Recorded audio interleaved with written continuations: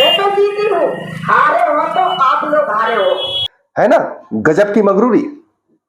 बुरी तरह चुनाव हारने के बावजूद भी इमरती देवी जी कह रही हैं कि चुनाव मैं नहीं हारी, जनता हारी।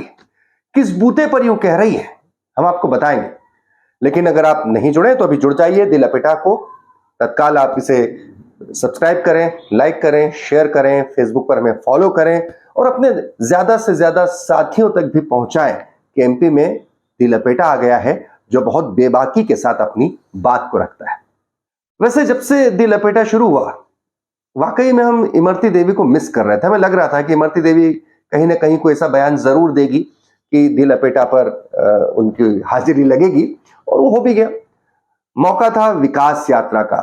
इमरती देवी विकास यात्रा को लेकर पहुंची डबरा, जहां की वो रहने वाली है, जहां से वो चुनाव लड़ती हैं। वहां जाकर उन्होंने खुद के विकास को इस तौर पर गिनाया और जनता के बीच में कहा कि देखिए मेरे पास गाड़ी है, मेरे पास बंगला है, मेरे पास ताकत है, तुम्हारे पास क्या है। इसीलिए इस बिना पर कहा कि मैं चुनाव हार कर भी नहीं हारी, हारी तो जनता है।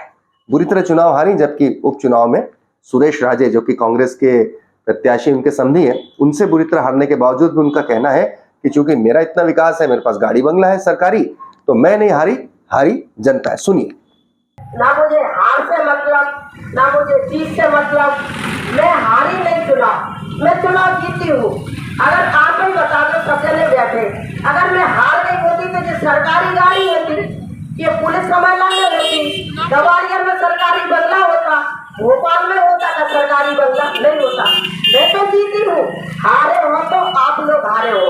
इसलिए हारे हो कि अगर हम जीत जाते तो कितना डबरा का विकास होता। आज डबरा का जिला बन जाता तो हमारा एक व्यक्ति हर काम से लग जाता। तो मैं अपने आप को हारना नहीं मानती। हारी है तो डबरा की जनता हारी है। मुझे तो सिंधिया जी का और मुख्यमंत्री जी का इतना बड़ा आशीर्वाद है कि मुझे तो आज की तनख्वाह मिल रही। मैं कैबिनेट मंत्री आज भी हूँ, लघु उद्योग निगम में सरकारी गाड़ी भी है, बंगले भी है, सब सरकारी है मेरे पास। लेकिन आपको क्या मिला? आपको मिला तो विधायक बना के फिर बस स्टैंड मिले। जो बस स्टैंड बने ना बड़े बड़े, 3 करोड़ रुपए में ना तो डीपी मिली, ना हैंडपंप मिले, ना। वैसे इमरती देवी जी अपने महान बयानों के चलते हमेशा से पार्टी की, जिस पार्टी में रहते हैं उसकी, जिस सरकार में रहते हैं उसकी फजीयत करती आई हैं और हमेशा से चर्चा में रही हैं।